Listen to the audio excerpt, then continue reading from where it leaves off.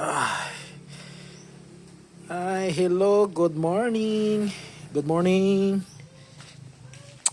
Ito guys, yung ano natin. Ipapakita ko sa inyo yung kupra natin. Yan. Dahil maulan, tagal na panahon, mga isang linggo na mahigit.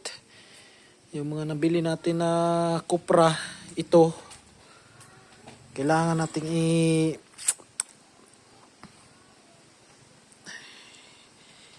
i-ano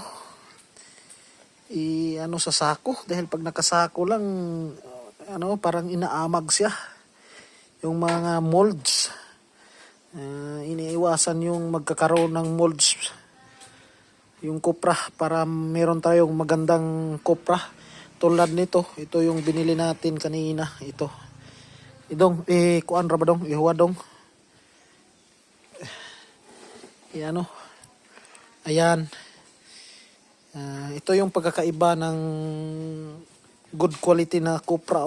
Yun yung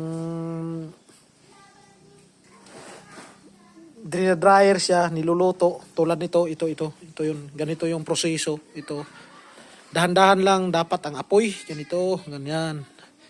Dahan-dahan lang ang apoy niyan. Bali yung apoy niyan doon sa ito yung dryer natin, nandun sa ibaba. Dahan-dahan lang.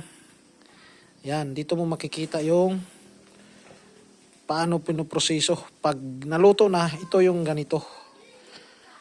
Naluto na siya.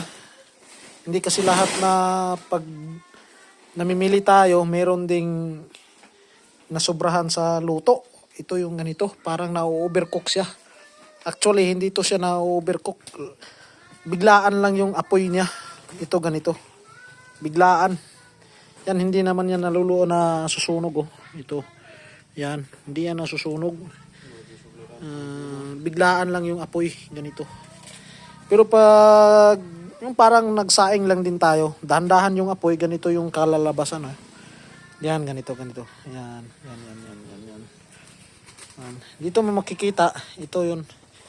Makikita natin, ganito, yung pagluto. Dahil maulan, kailangan natin ng dryer. Pinapaapoyan natin doon. Yun doon. Sa kabila rin. Yung nagluto niyan, bali yung init lang ng apoy ang nagluluto. Ganito. Pag maulan. Pag mainit naman yung panahon, binibilad natin sa araw. Yun, magandang reflection yun yung binibilad sa araw. Ganito. Pag ganito, pinipili natin yung ito, maganda to. Wala masyadong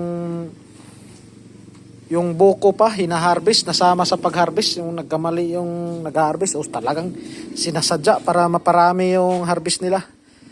Pero ito, ganito, maganda. Wala masyadong wala masyadong bata pa na niyog. Yung parang buko pa. Ganito. Binibili natin to, tapos dadalhin din natin sa planta. Okay guys, maraming salamat.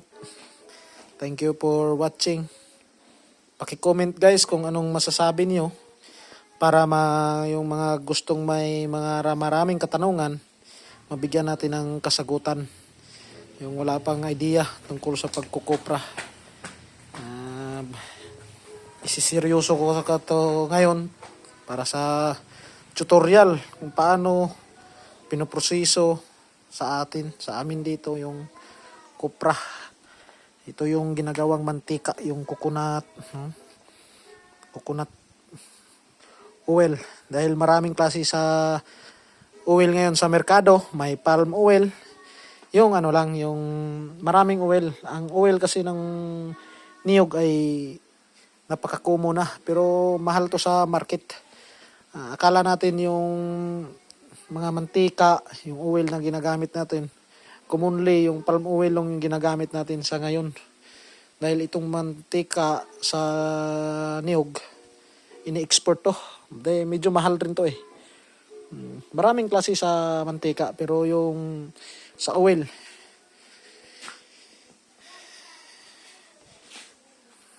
ito guys. Thank you for watching. Medyo mahaba-haba na. Thank you, thank you.